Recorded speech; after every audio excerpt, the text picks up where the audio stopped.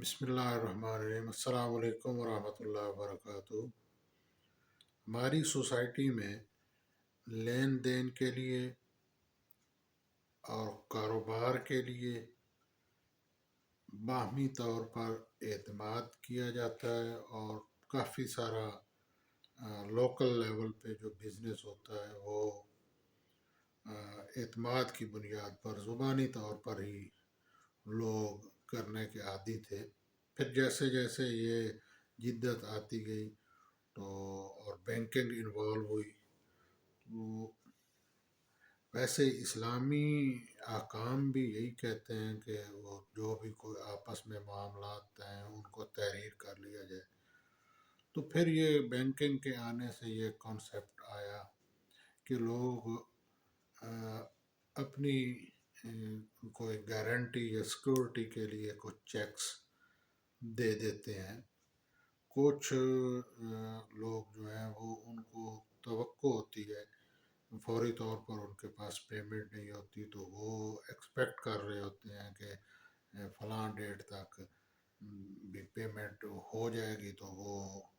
ان کے اکاؤنٹ میں آ جائے گی، تو اس حساب سے وہ چیک دے دیتے ہیں، اور چیک کو ایک کافی اس پہ اعتماد کیا جاتا ہے، اور لوگ اپنے آپ کو سیکیور فیل کرتے ہیں جب کوئی چیک لے لیتے ہیں۔ تو یہ ایک نظام چل رہا ہے، لیکن ساتھ ہی ساتھ یہ چیک اکثر ایسے ہوتا ہے کہ چیک جب اس کو پیش کیا جاتا ہے بینک میں تو وہ وہاں سے پتہ چلتا ہے کہ بینک میں تو اماؤنٹ ہی نہیں ہے، اور کبھی کبھی تو یہ بھی ہو جاتا ہے کہ یہ اکاؤنٹ تو کلوز ہو چکا ہے، یہ بند ہے۔ اس طرح کے فریز ہے یا ڈورمنٹ ہے، تو یہ معاملات جو ہے یہ سوسائٹی میں ہیں، چل رہے ہیں۔ تو اگر ایسی کوئی کیفیت پیدا ہو جائے تو کیا کیا جائے؟ یہ ایک کامن سا مسئلہ ہے، اور پبلک جو ہے اس میں کافی ساری اس میں کنفیوژن بھی ہے، اور وقت کے ساتھ اس میں تبدیلیاں بھی آتی رہی ہیں۔ اب یہ ہے کہ 25/10/2002 کو ایک امینڈمنٹ کے ذریعے سیکشن 489F یہ پی پی سی میں اس کو ڈالا گیا۔ تو یہ سیکشن جب نہیں تھا تو پھر اس وقت کیا تھا؟ تو آرڈر 37 سی پی سی، اس میں سمری ٹرائل کے بارے میں سب ہے، سوٹس کے بارے میں کہ کیسے ان کو ریکوری کی جائے، تو وہ پروسیس تھا اور اب بھی وہ موجود ہے۔ جیسے ہی یہ اس کو یہ سیکشن 489F کا پی پی سی کا یہ جو لوگوں کے سامنے آیا تو کاروباری طبقہ جتنا بھی تھا انہوں نے فوری طور پر جن کے کوئی اماؤنٹس بقایا تھی تو انہوں نے اس کو ایک موڈ آف ریکوری کے طور پر سمجھتے ہوئے رش کیا، اور تھانوں میں لائنیں لگ گئیں، اور ایف آئی آرز دڑا دڑ ہونے لگی، اور ایسا بھی ہوا کہ 1,00,000 2,00,000 3,00,000 تک کے کیسز جو ہیں ان کی بیلیں ہائی کورٹ پہنچ کر بھی وہ خارج ہو گئیں، حالانکہ اس وقت تک اس کی جو سزا ہے اس میں اویلیبل وہ 3 سال یا جرمانہ یا دونوں یا کوئی ایک، یعنی یہ کوئی پروہیبٹری کلاز میں فال قطعاً نہیں کرتا یہ جرم، لیکن چونکہ شروع میں وہ جو ہماری لوور جوڈیشری ہے وہ بھی اس کو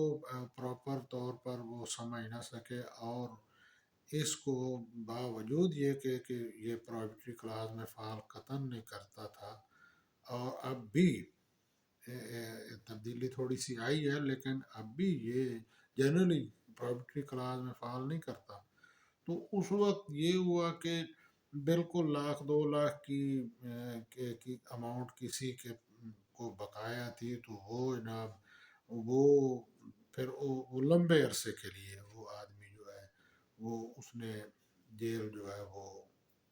اس کا مقدر بن جاتی. اب کورٹس جو ہے وہ بیل نہیں لے رہی،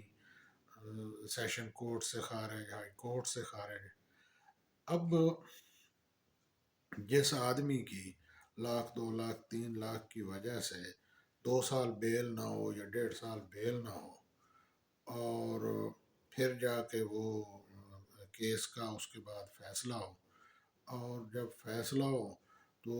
سیکشن 489 یہ کوئی it is not a tool to recover the amount. یہ تو ایک پینل پروویژن تھی اور ہے، اور یہ کوئی ریکوری کے لیے قطن نہیں تھی اور نہ ہی یہ ہے. لیکن جنرل پبلک نے یہ سمجھا کہ ہمارے پیسے جو ہیں وہ ریکور ہو جائیں گے، اور لوور جوڈیشری میں بھی یہی ہوا کہ یہ اماؤنٹ جب تک آئے گی نہیں تو بیل نہیں ہوگی. تو پھر ہائر کورٹس نے، ہائی کورٹ اور سپریم کورٹس نے یہ اس کو کئی دفعہ ریپیٹڈلی اس کو انہوں نے ہولڈ فرمایا اور بتایا، اور لوور جوڈیشری کو سختی سے بھی بعض دفعہ اپنے وہ انہوں نے ہائر کورٹس نے یہ ڈائریکٹ کیا کہ یہ کوئی آپ نے یہ کہ ریکوری کا کوئی طریقہ کار نہیں ہے. یہ تو ڈس آنیسٹلی اگر کوئی آدمی کسی کو کوئی چیک جاری کرتا ہے اور with بیڈ انٹینشن وہ کرتا ہے، اور وہ آن دا پریزنٹیشن آف چیک اگر بینک میں اماؤنٹ نہیں ہے تو اس نے فراڈولنٹلی یہ چیک جاری کیا with the intention to defraud someone. تو یہ اس کو ایٹ لیسٹ خود کو تو پتہ ہی تھا کہ میری جو بینک اکاؤنٹ ہے اس میں کوئی اماؤنٹ موجود نہیں ہے، تو اس نے کیوں یہ چیک جاری کیا؟ تو اس کو پینلائز کرنے کے لیے، not for the recovery of that amount. اس کے لیے علیحدہ سے پروسیجر جو ہے وہ موجود ہے in the shape of order 37 CPC. بہرحال یہ 2002 کے بعد سے اب تک اس میں کافی ساری تبدیلیاں بھی آئیں اور چینجز بھی آئیں، اور کورٹس نے اب کافی سارا اس کو ڈکلیئر بھی کر دیا ہے. اور خصوصاً کچھ ایک کیسلا ایسا ہے جس میں یہ وضاحت کی گئی کہ جہاں کسی بھی اوفینس کی سزا میں فائن بھی ہو اور پنشمنٹ بھی ہو، دونوں ہوں یا ایک ہو، تو وہاں بڑا ہی ویری کیئرفلی آپ نے دیکھنا ہوتا ہے کہ سپوز آپ نے ایک بندے کو 10-20 لاکھ کے لیے بے شک 1 سال 2 سال کے لیے آپ نے وہ گرفتار رکھا، اور 2 سال بعد کورٹ جو ہے اس کو سزا کر دیتی صرف فائن کی. تو وہ اس نے جو 2 سال یا 1.5 سال یا سال جتنا عرصہ بھی behind the bar, he remained behind the bar, تو وہ کدھر گیا؟ تو جہاں کہیں یہ دونوں پنشمنٹس اویلیبل ہوں تو ایسے کیسز میں تو کورٹس نے، ہائر کورٹس نے بڑا اسٹرانگلی یہ ہولڈ فرمایا ہے کہ آپ ایسا لوور کورٹس کو یہ ڈائریکٹ کیا ہے کہ اس طرح نہ کریں. اور اس میں یہ پروہیبٹری کلاز میں بالکل فال نہیں کرتا. یہ سیکشن ہے کہ اس نے ایک فراڈولنٹلی ایک آدمی کو غلط طور پر with بیڈ انٹینشن ایک چیک جاری کیا، اور اس نے اس کو ایک طرح سے فراڈ کیا. تو فراڈ کی جو ہے وہ اس کی سزا اس کو ملنی چاہیے، چاہے وہ امپریزنمنٹ ہو، چاہے وہ اپنا کسی فائن کی صورت میں ہو. تو لوگوں نے یہ سمجھنے لگ گئے کہ اس نے مجھے چیک دیا ہے تو یہ چیک اب میں جو ہی بس پیش کروں گا، اور ہوا بھی. اب چونکہ کافی سارے لوگوں نے یہ سمجھ لیا ہے اور لوگوں کو پتہ ہے، لیکن جو شریف النفس انسان ہے وہ تو اب بھی ڈرتا ہے. بے شک یہ پروہیبٹری کلاز میں فال نہیں کرتا، بے شک اونلی 3 ایئرز. اب تو 3 ایئرز والی بات جو ہے وہ تھوڑا سا اس میں تبدیلی ہے، لیکن جب یہ 3 ایئرس تک تھا تو اس وقت بھی جو ایک آنیسٹ آدمی ہے، شریف آدمی ہے، اور آنریبل سٹیزن آف پاکستان ہے، تو وہ تو ایف آئی آر کے ادراج سے ہی وہ پریشان ہوتا ہے، اور پھر یہ ہے کہ کون چاہتا ہے کہ اس کی بدنامی اور اس کے خلاف ایف آئی آر ہو اور وہ گرفتار ہو. تو کافی ساری ریکوریز ہوئی بھی، لیکن دیکھنا یہ ہے کہ یہ 489 ایف جو ہے یہ اس کو کیوں پی پی سی کا حصہ بنایا گیا، اور ریکوری کیا یہ ریکوری کے لیے. اور اب یہ کلیئر ہو گیا ہے کہ قطن یہ for the recovery of amount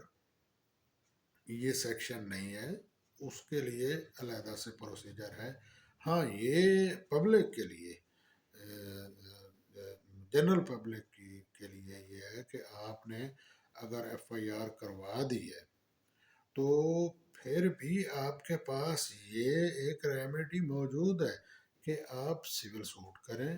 اور وہ سمری اس پہ پروسیڈنگز ہوں گی، اور وہ ہی طریقہ کار ہے، اور اس میں ایگزیکیوشن کا بھی سسٹم جو ہے وہ بھی بڑا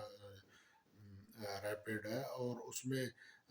لمبا نہیں ہے کہ آپ جائیں گے اور سال ہا سال آپ کا وہ کیس چلتا رہے گا. تو پراپر طریقے سے آپ اس کو جو آرڈر 37 سی پی سی کے تحت جو پروسیس موجود ہے اس کو اڈاپٹ کیا جا سکتا ہے، اور آپ کی ریکوری کا وہی طریقہ ہے.